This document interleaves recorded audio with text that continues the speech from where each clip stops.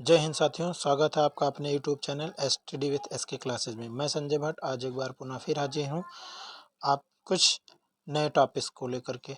आज का टॉपिक है हमारा भारतीय संविधान एवं राज्य व्यवस्था, और भारतीय संविधान और राज्य व्यवस्था में दूसरा चैप्टर संविधान की उद्देशिका, विशेषता एवं नागरिकता, जो अध्याय 2 है। आप लोग जानते हैं कि संविधान किसी भी परीक्षा के लिए यानी कि पॉलिटी किसी भी परीक्षा के लिए पूछे जाने वाले क्वेश्चनों में से बहुत अत्यधिक मात्रा में पूछा जाता है। कम से कम हर परीक्षा में 4 से 5 या 7 से 8 या 10 क्वेश्चन लगभग हर परीक्षा में पूछ ही लिए जाते हैं। जहां मतलब जीएस के पोर्शन में 50 क्वेश्चन होते हैं, वहां 4-5 क्वेश्चन, और जहां जीएस के पोर्शन में 100 क्वेश्चन के आसपास होते हैं, वहां 10 से 12 या 15 क्वेश्चन तक भी पूछे जाते हैं। तो इसीलिए संविधान यानी कि पॉलिटी बहुत महत्वपूर्ण जब है किसी भी परीक्षा के लिए। और जिस परीक्षा को हम टारगेट कर रहे हैं वो है एसएससी, एमटीएस, जीडी, यूपीएसआई और आने वाले अन्य तमाम परीक्षाएं। यूपी ट्रिपल एससी की भी परीक्षाएं आने वाली हैं। आप लोग जानते हैं कि पंचायत चुनाव के बाद वीडियो 2018 का भी पेपर होने वाला है। उसके बारे में हमने वीडियो बना करके बताया है, आप हमारे यूट्यूब चैनल पे जा करके देख सकते हैं। तो दोस्तों, अगर वीडियो अच्छा लगता है तो लाइक, शेयर, सब्सक्राइब जरूर करिएगा। और अब हम आपको लिए चलते हैं टॉपिक पे। टॉपिक है हमारा संविधान की उद्देशिका, विशेषता एवं नागरिकता। तो उद्देशिका मतलब preamble of constitution, features of citizen and citizen. तो इसी के बारे में आज हमें आपको बताना है।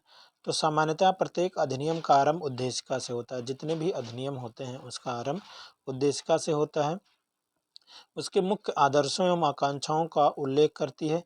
भारतीय संविधान की उद्देशिका का स्रोत, और जो भारतीय संविधान उद्देशिका है, जो संविधान में उद्देशिका बताई गई है यानी कि प्रेम्बल, वो पंडित जवाहरलाल नेहरू द्वारा संविधान सभा में 13 दिसंबर 1946 को प्रस्तुत किया गया था। ये क्वेश्चन पूछा जाता है कि पंडित जवाहरलाल नेहरू ने उद्देशिका को संविधान सभा में कब प्रस्तुत किया था। तो 13 दिसंबर 1946 को। और ये स्वीकृत कब हुआ था, यानी उद्देशिका को स्वीकार कब किया गया था, तो अगले वर्ष 22 जनवरी 1947 को उद्देश्य प्रस्ताव स्वीकार किया गया था। और ऑस्ट्रेलिया का संविधान से, क्योंकि संविधान की प्रस्तावना में निहित भावनाएं उद्देश्य प्रस्ताव एवं ऑस्ट्रेलिया के संविधान से प्रेरित है। और जो हमारी उद्देशिका है वो ऑस्ट्रेलिया के संविधान से प्रेरित है। और 42वें संविधान संशोधन अधिनियम 1976 द्वारा उद्देशिका में संशोधन कर प्रथम पैरा में 1976 में 42वें संविधान संशोधन में संशोधन किया गया। और प्रथम पैरा में यानी कि उद्देशिका संशोधन करके प्रथम पैरा में समाजवादी और पथनिरपेक्ष शब्द तथा छठवें पैरा में अखंडता शब्द को जोड़ा गया। 1976 में यथा संशोधित उद्देशिका इस प्रकार है। 1976 के बाद उद्देशिका इस प्रकार है। हम भारत के लोग भारत को एक संपूर्ण, प्रभुत्व संपन्न, समाजवादी, पंथनिरपेक्ष, लोकतंत्रात्मक गणराज्य बनाने के लिए तथा उसके समस्त नागरिकों को सामाजिक, आर्थिक और राजनीतिक विचार, अभिव्यक्ति, विश्वास, धर्म और उपासना की स्वतंत्रता, प्रतिष्ठा और अवसर की समानता प्राप्त करने के लिए तथा उन सब में व्यक्ति की गरिमा और राष्ट्र की एकता और अखंडता सुनिश्चित करने वाली बंधुत्व बढ़ाने के लिए दृढ़ संकल्प हो करके अपनी इस संविधान सभा में आज तारीख 26 नवंबर 1949 मिति मार्गशीर्ष शुक्ल सप्तमी संवत 2006 विक्रमी को एतत् द्वारा इस संविधान को अंगीकृत, अधिनियमित और आत्मप्रत करते हैं। तो ये यहाँ से शुरू होता है हम भारत के लोग से, और ये अंगीकृत किया गया था यानी स्वीकार किया गया था 26 नवंबर 1949 को। इसीलिए हर वर्ष प्रतिवर्ष 26 नवंबर को संविधान दिवस या संविधान सभा दिवस मनाया जाता है। अब आगे है कि क्या उद्देशिका संविधान का अंग है। ये कई बार पीसीएस के एग्जामों में पूछा गया है या वनडे एग्जामों में पूछा गया है कि क्या उद्देशिका संविधान का अंग है। तो उच्चतम न्यायालय ने निर्धारित किया था कि उद्देशिका संविधान का अंग नहीं है। किस मामले में? इनरी बेरुबारी के 1960 के बाद में उच्चतम न्यायालय ने कहा था कि संविधान उद्देशिका संविधान का अंग नहीं है। तथापि जहां संविधान की भाषा संदिग्ध या अस्पष्ट है, वहां उद्देशिका संविधान निर्माताओं के आशय को समझने में सहायक है, अतः संविधान निर्माताओं के विचारों के जानने की कुंजी है। यानी कि जहां मतलब संविधान की भाषा संदिग्ध लगती है, वहां ये हमें कुंजी का कार्य यानी की का कार्य करेगी, उद्देशिका हमें समझाने के लिए। लेकिन एक बाद में मामला आया 1973 में, केशवानंद भारती बनाम केरल राज्य। ये बहुत बड़ी पीठ थी, खंडपीठ का मामला था सुप्रीम कोर्ट के। उच्चतम न्यायालय की खंडपीठ 13 सदस्यीय खंडपीठ थी, 7-6 के अनुपात से ये मामला पारित हुआ था और केशवानंद भारती की जीत हुई थी। और सुप्रीम कोर्ट अपने पूर्व निर्णय को पलटते हुए या उलटते हुए मत दिया था कि उद्देशिका संविधान का अभिन्न अंग है। पहले ही उच्चतम न्यायालय ने इनरी वेरुवारी के मामले 1960 में कहा कि संविधान उद्देशिका संविधान का अंग नहीं है, लेकिन केशवानंद भारती बनाम केरल राज्य के मामले में सुप्रीम कोर्ट ने कहा कि उद्देशिका संविधान का अंग है। संविधान में उसका वही स्थान है जो अन्य उपबंधों का है। संविधान उद्देशिका में संशोधन मूलभूत ढांचे के अलावा किया जा सकता, यानी जो संविधान है उसके जो मूलभूत ढांचा उसको छोड़ करके संविधान के किसी भी भाग में संशोधन किया जा सकता है। संविधान के निर्वाचन में उद्देशिका का बहुत बड़ा महत्व है। उद्देशिका न्याय योग्य नहीं है और कभी भी उद्देशिका को न्याय योग्य नहीं माना गया है, अर्थात इसके आधार पर कोई निर्णय नहीं दिया जा सकता। उद्देशिका संविधान का अभिन्न अंग तो है केशवानंद भारती बनाम केरल राज्य के मामले में, लेकिन कभी इसको न्याय योग्य नहीं माना गया है। कुछ क्वेश्चन है। तो मूल उद्देशिका में भारत को कैसा राज्य बनाने का संकल्प लिया गया था? तो मूल उद्देशिका में संपूर्ण प्रभुत्व संपन्न लोकतंत्रात्मक गणराज्य, ये मूल उद्देशिका में कहा गया था। लेकिन जब 1976 में 42वां संविधान संशोधन हुआ तो समाजवादी, पथनिरपेक्ष और अखंडता शब्द इसमें जोड़े गए। 42वें संविधान संशोधन अधिनियम 1976 द्वारा उद्देशिका में कौन कौन से शब्द जोड़े गए थे? तो समाजवादी, पंथनिरपेक्ष, अखंडता, ये सारे शब्द जोड़े गए थे। किस वाद में यह कहा गया कि संविधान उद्देशिका उसका अंग नहीं है? तो इनरी वेरुवारी के मामले में कहा गया कि उद्देशिका संविधान का अंग नहीं है। संविधान निर्माताओं के विचारों के जानने की कुंजी किसे कहा जाता है? तो उद्देशिका को कहा जाता है। जो संविधान बनाने वाले लोग थे उनके जो विचार दिए गए उसको कहाँ से हम जान सकते हैं? तो उद्देशिका से। किस मामले में यह कहा गया कि प्रस्तावना संविधान का भाग है? तो केशवानंद भारती बनाम केरल राज्य के मामले में कहा गया कि प्रस्तावना संविधान का भाग है। किस वाद में संविधान की उद्देशिका में संशोधन का प्राविधान दिया दो? तो वही केशवानंद भारती बनाम केरल राज्य में ये कहा गया कि उद्देशिका में संशोधन किया जा सकता है केवल मूलभूत ढांचे को छोड़ करके। भारतीय संविधान की प्रस्तावना में वर्तमान भारत को किस रूप में घोषित किया गया है? तो वर्तमान भारत को संपूर्ण प्रभुत्व संपन्न समाजवादी, पंथनिरपेक्ष, लोकतांत्रिक गणराज्य घोषित किया गया है। आगे है कि न्यायमूर्ति हिदायतुल्लाह ने गोलकनाथ बनाम पंजाब राज्य का प्रकरण में उद्देशिका को संविधान की मूल आत्मा कहा। न्यायमूर्ति हिदायतुल्लाह जो सुप्रीम कोर्ट के न्यायमूर्ति थे, उन्होंने कहा था कि उद्देशिका जो है वो संविधान की मूल आत्मा है। यद्यपि डॉक्टर भीमराव अंबेडकर के अनुसार संविधान की आत्मा संवैधानिक उपचारों का अधिकार। अगर ये क्वेश्चन पूछा जाता है, कहीं कहीं पूछा जाता है कि संविधान की आत्मा किसे कहा जाता है, तो प्रस्तावना यानी उद्देशिका को। लेकिन जब ये पूछा जाए कि डॉक्टर भीमराव अंबेडकर के अनुसार संविधान की आत्मा किसे कहा जाता है, तब आपका आंसर होगा संवैधानिक उपचारों का अधिकार यानी अनुच्छेद 32। पुनश्च के.एम. मुंशी ने उद्देशिका को राजनीतिक जन्मपत्री का संज्ञान दिया और के.एम. मुंशी जो थे उन्होंने राजनीतिक जन्मपत्री का संज्ञा प्रदान किया उद्देशिका को। उद्देशिका में प्रयुक्त प्रमुख शब्दों का अर्थ अधोलिखित है। तो हम भारत के लोग का मतलब होता है, उद्देशिका का आरंभ हम भारत के लोग यानी we the people of India शब्द से हुई। इसका तात्पर्य यह है कि संविधान का मूल स्रोत भारत की जनता है, वहीं समस्त शक्तियों का केंद्र बिंदु है। जो मूल स्रोत है वो भारत की जनता है और वही समस्त शक्तियों का केंद्र बिंदु है। संविधान द्वारा प्रदान संप्रभुता जनता में निहित है तथा भारतीय संविधान उसकी इच्छा का परिणाम है। ये शब्द संयुक्त राष्ट्र संघ के चार्टर की उद्देशिका में प्रयुक्त शब्द। हम संयुक्त राष्ट्र के लोगों के समरूप हैं।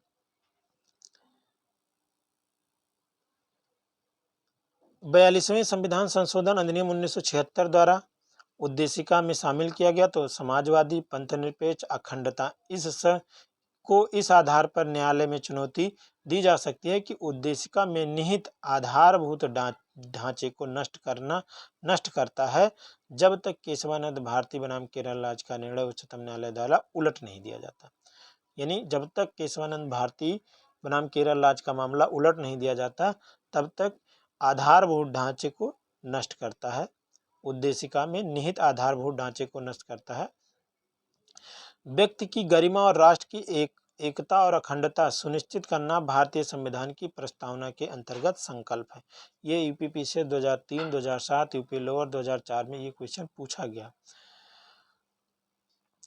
अगला है कि संपूर्ण प्रभुत्व संपन्न। तो उद्देशिका के अनुसार भारत एक संपूर्ण प्रभुत्व संपन्न राष्ट्र होगा। इससे यह स्पष्ट होता है कि भारत अपने आंतरिक एवं बाह्य मामलों में किसी विदेशी सत्ता या शक्ति के अधीन नहीं है। मतलब अगर भारत का कोई राष्ट्रीय अंतर्राष्ट्रीय मामला होता है तो कोई बाहरी शक्ति इसमें हस्तक्षेप नहीं कर सकती। यही संपूर्ण प्रभुत्व संपन्न का मतलब होता है। वह अपनी आंतरिक एवं विदेशी नीति निर्धारित करने के लिए तथा किसी भी राष्ट्र के साथ मित्रता एवं संधि करने के लिए पूर्ण स्वतंत्र है। मतलब अगर वो किसी के साथ दोस्ती करना चाहे या किसी के साथ दुश्मनी करना चाहे तो वो पूर्ण स्वतंत्र है, किसी से कोई राय लेने की जरूरत यानी किसी भी विदेशी शक्ति या किसी दूसरे राष्ट्र से राय लेने की जरूरत नहीं है। इसकी प्रभुता जनता में निहित है। राष्ट्रकुल की सदस्यता भारत की संप्रभुता के प्रतिकूल नहीं है क्योंकि वह उसका पूर्णतः स्वैच्छिक सदस्य है। जो राष्ट्रकुल है यानी कि संयुक्त राष्ट्र संघ है, कॉमनवेल्थ है, संयुक्त राष्ट्र नहीं, कॉमनवेल्थ जो है उसका वो स्वैच्छिक सदस्य है, उसे कोई दिक्कत नहीं होगी। अब क्वेश्चन के आधार पर देखें तो उद्देशिका में निहित आधारभूत ढांचे की अवधारणा का निर्धारण किस वाद में किया गया? तो वही केशवानंद भारती बनाम केरल राज्य में। उद्देशिका के अनुसार भारत के शासन की सर्वोच्च सत्ता किस में निहित है? तो हम भारत के लोग अर्थात भारत की जनता में निहित है। संपूर्ण प्रभुत्व संपन्न शब्द का अर्थ होता है भारत अपने आंतरिक एवं बाह्य मामले में पूर्ण रूप से स्वतंत्र है। भारत के संदर्भ में धर्मनिरपेक्ष का सही भाव क्या है? तो भारत में राज्य का कोई अपना धर्म नहीं होता। यहाँ किसी भी धर्म को मान्यता नहीं दी गई है। सब अपने हिसाब से अपना अपना धर्म का पालन कर सकते हैं। आगे है समाजवादी। तो 42वें संविधान संशोधन 1976 द्वारा उद्देशिका में समाजवादी यानी सोशलिस्ट शब्द जोड़ा गया। भारत का समाजवाद लोकतांत्रिक समाजवाद है जो नेहरू की अवधारणा पर आधारित है। समाजवादी व्यवस्था में उत्पादन के प्रमुख साधनों पर सरकारी नियंत्रण होता है। नियंत्रण न्यूनाधिक हो सकता है। साम्यवादी समाजवाद में राज्य का नियंत्रण अधिक कठोर होता है जबकि लोकतांत्रिक समाजवाद में नियंत्रण अपेक्षाकृत कम होता है। भारत के बीच का रास्ता अपनाकर मिश्रित व्यवस्था को जन्म दिया। संविधान के विभिन्न उपबंधों यथा आर्थिक न्याय भाग 4 विशेषतः अनुच्छेद 39, 39B, 39C के तहत समाजवादी दृष्टिकोण को दर्शाता है। इन अनुच्छेदों में यह प्रतिबंध होता है कि देश के भौतिक साधनों का यथासंभव समानता के आधार पर वितरण होगा तथा धन का संकेंद्रण कुछ हाथों में सीमित नहीं रहेगा। कहने का मतलब ये कि जो भौतिक साधन है वो सबके बीच समान रूप से वितरित किए जाएंगे।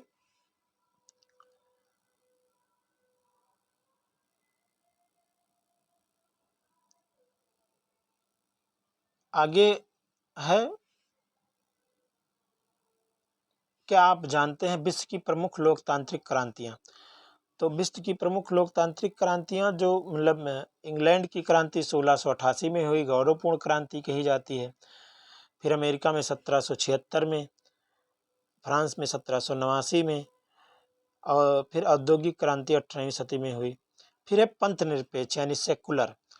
इसे भी 42वें संविधान संशोधन द्वारा जोड़ा गया। पंथनिरपेक्ष राज से तात्पर्य ऐसे राज्य से है जो किसी धर्म विशेष को राजधर्म के रूप में मान्यता प्रदान नहीं करता, यानी किसी भी राज्य का कोई अपना धर्म नहीं होगा, वो उस राज्य की जनता कोई भी धर्म पालन करने के लिए स्वतंत्र है, बल्कि वह सीधे सभी धर्मों को तटस्थ भाव से समान संरक्षण प्रदान करता है। राजधर्म में एक वैयक्तिक विषय माना जाता है। कुछ क्वेश्चन है, ये भी देख लीजिए कि विश्व का प्रथम पथनिरपेक्ष राष्ट्र कौन है, तो संयुक्त राष्ट्र अमेरिका, यानी संयुक्त राष्ट्र अमेरिका।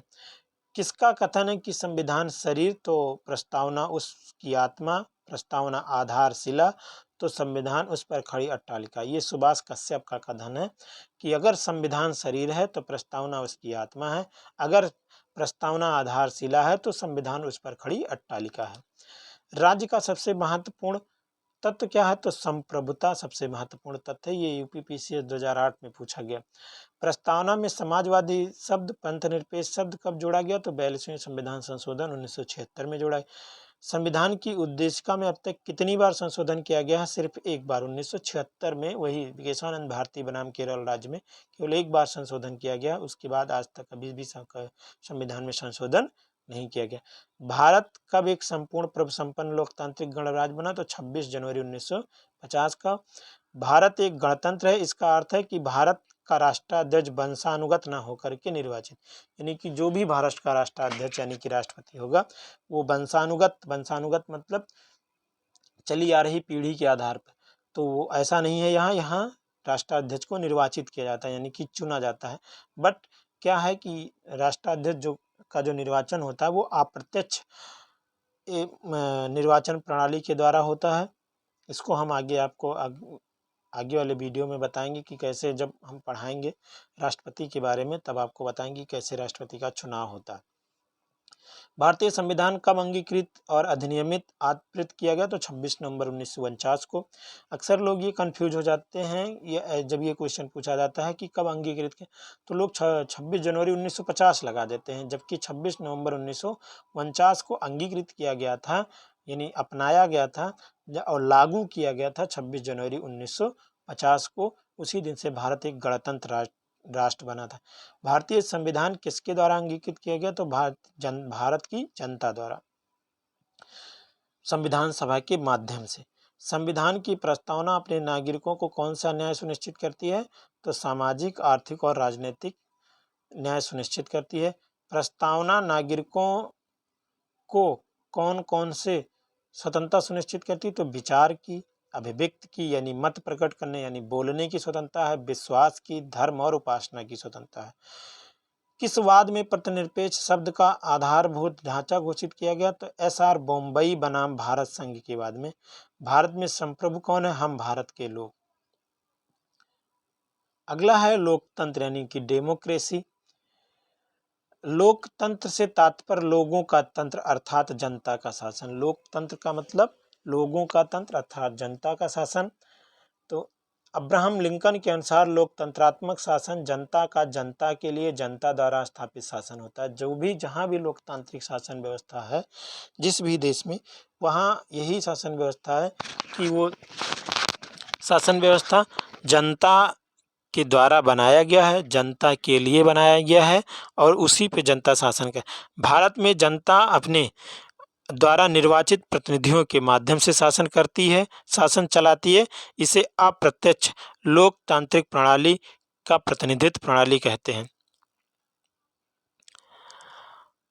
अब है आगे भारतीय संविधान की विशेषता। तो भारतीय संविधान की विशेषता, मैं महसूस करता हूं कि भारतीय संविधान व्यवहारिक है, इसमें परिवर्तन क्षमता है और इसमें शांति काल तथा युद्ध काल में देश की एकता को बनाए रखने की समर्थ है। वास्तव में मैं यह कहना चाहूँगा, यदि नवीन संविधान के अंतर्गत स्थिति खराब होती है तो इसका कारण यह नहीं होगा कि हमारा संविधान खराब है, वरन हमें यह कहना होगा कि मनुष्य ही खराब है। यह कथन डॉक्टर अंबेडकर ने कहा था। भारत का संविधान अनेक दृष्टियों से एक अनूठा संविधान है। उसकी अनेक विशेषताएं हैं जो विश्व के अन्य संविधानों से अलग, और उसकी पहचान। एक क्वेश्चन ये भी पूछा जाता है कि विश्व का सबसे बड़ा लिखित और संविधान कौन सा है? तो भारत का संविधान है। तो विशाल व विस्तृत संविधान के बारे में अब आप, भारत का संविधान विश्व का सबसे बड़ा लिखित संविधान। ये क्वेश्चन कई बार पूछा गया है कि विश्व का सबसे बड़ा लिखित संविधान किस किस देश का है, तो वो भारत का है। भारत के मूल संविधान में कुल 395 अनुच्छेद, 8 अनुसूची, 22 भाग थे। लेकिन वर्तमान में अनुच्छेदों की संख्या तो अभी भी 395 है, लेकिन अगर अनुच्छेद 1 का वन का ए, वन का बी, वन का सी करके देखा जाए तो लगभग 450 अनुच्छेद हो चुके हैं और अनुसूचियां 12 हो चुकी हैं। 9वीं अनुसूची प्रथम संविधान संशोधन 1951 द्वारा, 10वीं अनुसूची 52वें संविधान संशोधन 1985 द्वारा और 11वीं अनुसूची 73वें संविधान संशोधन 1992 द्वारा तथा 12वीं अनुसूची 74वें संविधान संशोधन 1992 द्वारा संविधान में जोड़ी गई। अब भारत के संविधान में कुल 12 अनुसूचियां हैं, लेकिन मूल संविधान में कुल 8 अनुसूची थी। किंतु संविधान के भागों और अनुच्छेदों में संशोधन मूल संख्याओं में कोई परिवर्तन न करते हुए किया गया, अतः आज भी अंतिम अनुच्छेद 395 और भाग 22 ही हैं। किंतु गणना की दृष्टि से अगर अनुच्छेदों की संख्या देखें तो लगभग 450 है एवं भाग 24 है। अमेरिका के संविधान में केवल 7, कनाडा के संविधान में 147, ऑस्ट्रेलिया के संविधान में 128 तथा अफ्रीका के संविधान में 253 अनुच्छेद हैं। सर आइवर जेनिंग्स ने भारतीय संविधान को विश्व का सबसे बड़ा विस्तृत संविधान कहा था। संविधान लिखित या अलिखित हो सकता है। भारत का संविधान एक लिखित संविधान है, यद्यपि इसमें परंपराओं एवं प्रथाओं का भी स्थान है, यदि वह संवैधानिक उपबंधों के अनुरूप है। ब्रिटेन का संविधान परंपराओं और प्रथाओं पर आधारित एक अलिखित संविधान है। ब्रिटेन का जो संविधान है वो एक अलिखित संविधान है। प्रभु संपन्नता, समाजवादी, पंथनिरपेक्ष, लोकतांत्रिक, गणराज्य संविधान की प्रस्तावना भारत को एक प्रभुता संपन्न, समाजवादी, पंथनिरपेक्ष, लोकतांत्रिक, गणराज्य घोषित। इन शब्दों का अर्थ संविधान की उद्देशिका नाम अध्याय में दिया गया है। संसदीय प्रणाली अगर देखें तो संसदीय यहाँ की जो प्रणाली है वो शासन प्रणाली वो संसदीय है। संघात्मक संविधान के अंतर्गत 2 प्रकार की शासन प्रणाली स्थापित की जाती है, अध्यक्षात्मक शासन प्रणाली और संसदीय शासन प्रणाली।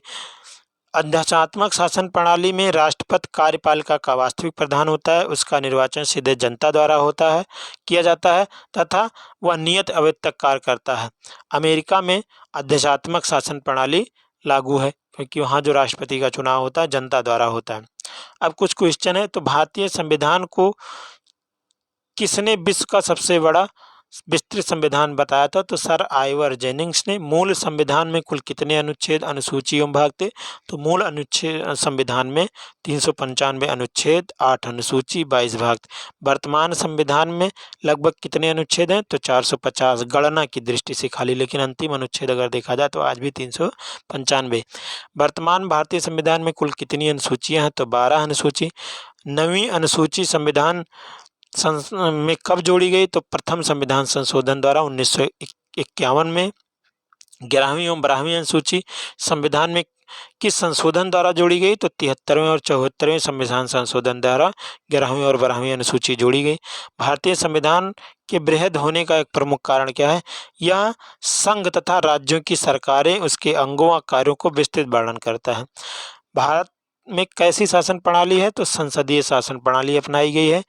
किसने भारतीय संविधान के विस्तृत होने को उसका दुर्गुण एवं वकीलों का स्वर्ण कहा? तो सर आइवर जेनिंग्स ने। भारतीय संसदीय प्रणाली कहाँ से ली गई? तो ये ब्रिटेन से ली गई। भारत का राष्ट्रपति किसके समान है? तो ब्रिटेन के सम्राट के समान है। भारत का जो राष्ट्रपति होगा वो ब्रिटेन के जो सम्राट होगा उसके बराबर होगा। भारत किस प्रकार का प्रजातंत्र है? तो संसदात्मक प्रजातंत्र है। भारत कैसा गणराज्य है? तो लोकतांत्रिक गणराज्य है। अमेरिका की शासन प्रणाली कैसी है? तो अध्यक्षात्मक शासन प्रणाली है। भारत में मंत्री परिषद किसके प्रति सामूहिक रूप से उत्तरदायी होता है? तो भारत का जो मंत्री परिषद होता है वो लोकसभा के प्रति सामूहिक रूप से उत्तरदायी होता है। ये क्वेश्चन बहुत बार पूछा गया है। भारतीय संविधान द्वारा इंग्लैंड के समान संसदीय शासन प्रणाली की स्थापना की गई है। यह प्रणाली केंद्र तथा राज्य दोनों में समान है। भारत का राष्ट्रपति इंग्लैंड के सम्राट के समान कार्यपालिका का नाम मात्र का प्रधान होता है। जो भारत का राष्ट्रपति होता है वो कार्यपालिका का नाम मात्र का प्रधान होता है। अगर वास्तविक प्रधान देखा जाए तो प्रधानमंत्री होता है, लेकिन संवैधानिक प्रधान देखा जाए तो राष्ट्रपति होता है।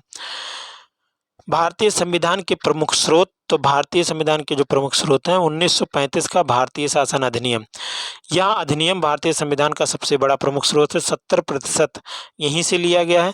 संविधान की विषय सामग्री भाषा तथा भाषा इस अधिनियम का प्रभाव स्पष्टता देखा गया है। अब आगे देखा जाए तो मतलब इसमें राष्ट्रपति की संकटकालीन अधिकारों के संबंध में व्यवस्था 1935 के अधिनियम की जैसी है। अधिनियम की लगभग 200 धाराएं ऐसी हैं जिन्हें या तो अक्षरांश या वाक्य रचना में साधारण परिवर्तन करके संविधान में जोड़ दिया गया है। यानी कि जो 1935 के भारत शासन अधिनियम में था, लगभग 200 धाराएं वही इट इज वैसे थोड़ा बहुत परिवर्तन करके भारतीय संविधान में जोड़ दिया गया है। ब्रिटिश संविधान का प्रभाव हमारे संविधान पर क्या पड़ा, तो संसदीय व्यवस्था, मंत्रिपरिषद का लोकसभा के प्रति सामूहिक उत्तरदायी, संसदीय विशेषाधिकार, संसद तथा विधानमंडल प्रक्रिया, विधि का शासन, राष्ट्रपति की संवैधानिक स्थिति और एकल नागरिकता, ये सारी चीज़ें हम ब्रिटिश संविधान से लिए। अमेरिकी संविधान से क्या लिया गया है भारतीय संविधान में, तो मूल अधिकार, सर्वोच्च न्यायालय की व्यवस्था, उपराष्ट्रपति से संबंधित व्यवस्था, संविधान की सर्वोच्चता, राष्ट्रपति पर महाभियोग की प्रक्रिया और न्यायिक पुनरावलोकन। ये बहुत पूछा जाता है कि न्यायिक पुनरावलोकन किस संविधान से लिया गया, तो ये अमेरिकी संविधान। कनाडा के संविधान से क्या लिया गया, तो संघात्मक व्यवस्था, केंद्र की अवशिष्ट शक्ति। ऑस्ट्रेलिया के संविधान से क्या लिया गया, तो उद्देशिका की भावना, समवर्ती सूची, केंद्र राज्य संबंध तथा शक्तियों के विभाजन। आयरलैंड के संविधान से क्या लिया गया, तो राज्य के नीति निर्देशक तत्व, राष्ट्रपति के निर्वाचन में निर्वाचक मंडल की व्यवस्था, राज्यसभा में विशिष्ट व्यक्तियों के मनोनयन की प्रणाली। अफ्रीका के संविधान से भारतीय संविधान को क्या मिला, तो संविधान संशोधन पद्धति। जापान के संविधान से भारतीय संविधान को क्या मिला, कानून द्वारा स्थापित प्रक्रिया को छोड़कर। पूर्व सोवियत संघ के संविधान से क्या लिया गया, मूल कर्तव्य। और जर्मनी के संविधान से आपात उपबंध लिए गए।